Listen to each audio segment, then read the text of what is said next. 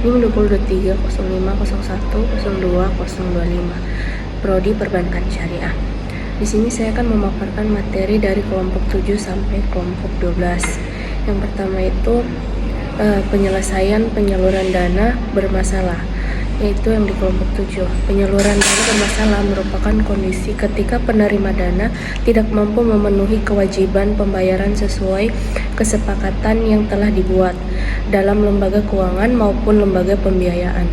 Masalah ini menjadi perhatian penting karena dapat mempengaruhi stabilitas keuangan dan tingkat kesehatan lembaga.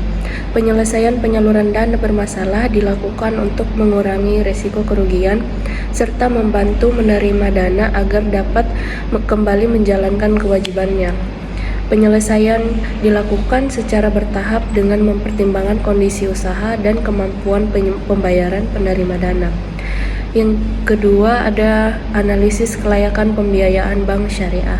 Menurut Donu Pranata tahun 2013, analisis pembiayaan merupakan kegiatan menelaah aspek-aspek penting dan buat diketahui dari nasabah yang akan dibiayai oleh bank.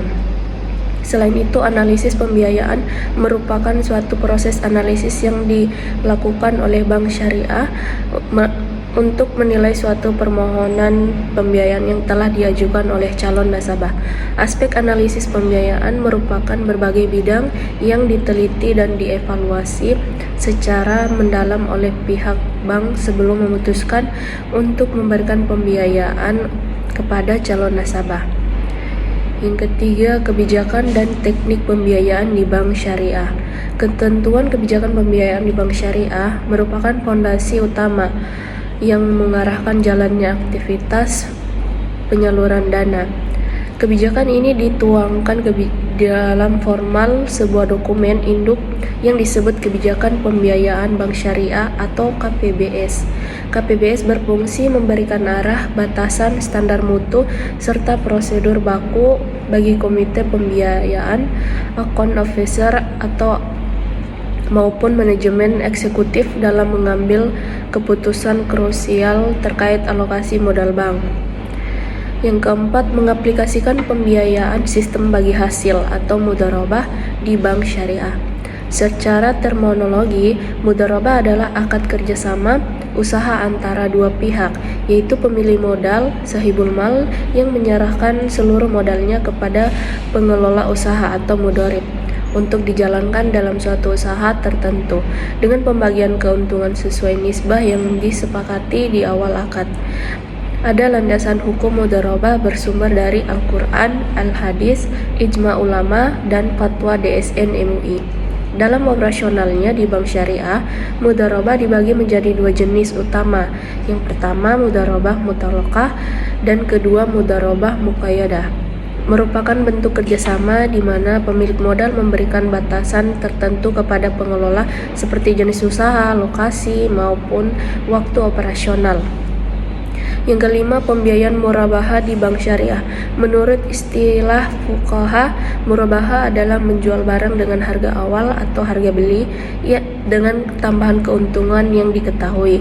Margin ini mendefinisikan murabaha sebagai penjualan barang apapun pada harga pembelian yang ditambah dengan jumlah yang tetap sebagai keuntungan. Jenis-jenis murabaha yang pertama, murabaha tanpa pesanan, yaitu murabaha tanpa pesanan adalah jenis jual beli murabaha yang dilakukan dengan tidak melihat adanya nasabah yang memesan atau mengajukan pembiayaan atau tidak.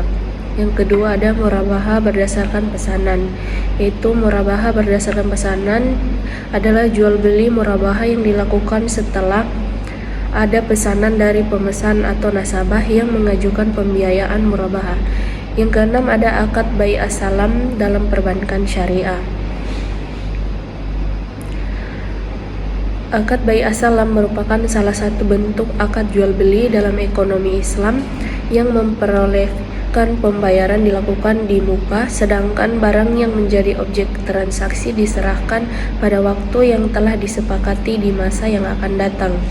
Dalam praktik perbankan syariah modern, akad bai as-salam digunakan sebagai salah satu instrumen pembiayaan sektor real.